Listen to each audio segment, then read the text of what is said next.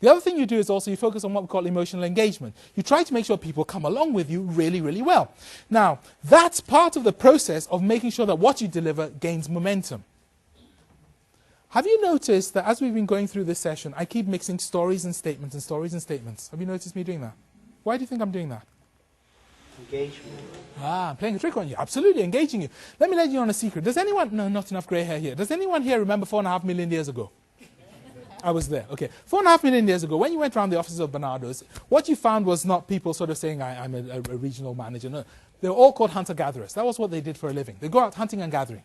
Now, if you're a human being and you're a hunter-gatherer, this is called bad business. Do you know why? Because quite simply, human beings don't have any of the defense mechanisms other animals have. Dogs have got jaws, cats have got claws. Human beings, none of those things. So if you went for a day of hunter-gathering, there was a good probability you yourself would get eaten by something else. Do you see the problem? So a piece of software is written and stuck in your neck, just about here, to protect you. Do you know what that software does?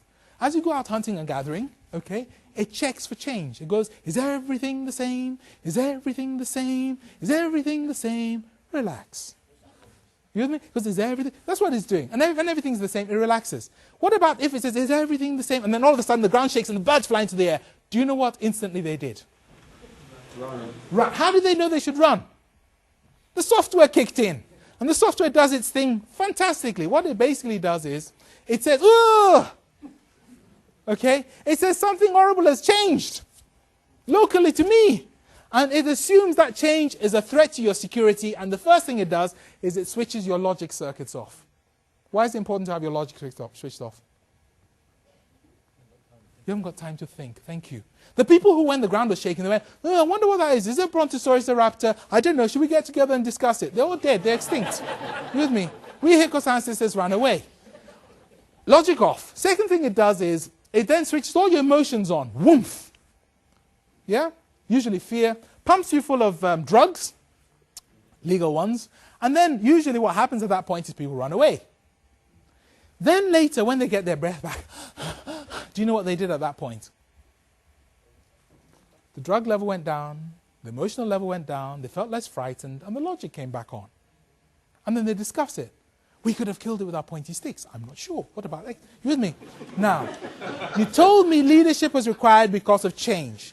If you take people into changing environments and you surprise them, I want you all to double your sales by tomorrow, etc.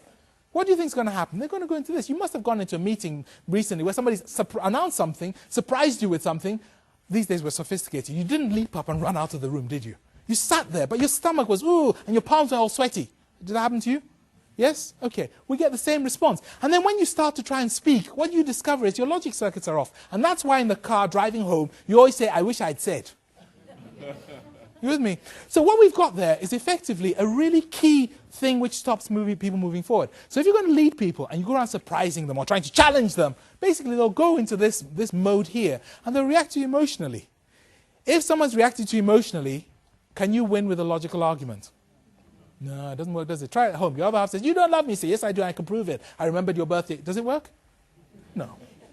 You give them a hug. The only thing which beats emotion is another emotion. Yeah? So you give them a hug. Problem at work, you can't go around hugging people. They'll fire you. And anyway, some people are hairy and smelly. You don't want to hug them. So what happens at work usually is we generally use fear. If we don't change, we'll all disappear. We won't be able to provide good service to our children and all the rest of it. We use fear. Fear is great, but it makes people cunning, not creative. If you want to lead them through it, you have to avoid this. And the way I've been avoiding this, going through this session with you, is basically using a very, very simple technique, which is designed to try and get you engaged. And the technique is called issue. That was a bit fast. Issue, data, question, build. Okay, I say, did you ever have a situation where you went into a meeting and somebody announced something? Yeah. And they announced it and you felt a bit of example. Yeah. And what did you do? You run out of the room. Issue, data, question, build. Using that technique, I can actually get you to come along with me without frightening you. Do you understand? Because I'm engaging the creative part of your brain. The creative part of your brain works because the brain uses up all the energy. So the hunter-gatherers always struggled to be full because the brain was using all the energy. So part of the software in your brain says, if you come up with an idea, try and turn it into food. So if I go issue data and I ask you a question, the moment you start to answer that question, you get engaged in what you're trying to achieve. There's nothing you can do about it. When I asked you your hopes and fears, at that point you got interested in this session, whether you liked it or not. My hopes and fears, now you've told me your hopes and fears, imagine I ignore them. you think I'd be in more trouble or less trouble than if I hadn't asked you? You've told me. You expect me to deliver to it. Do you understand? This is a technique which is really key in terms of how to move things forward.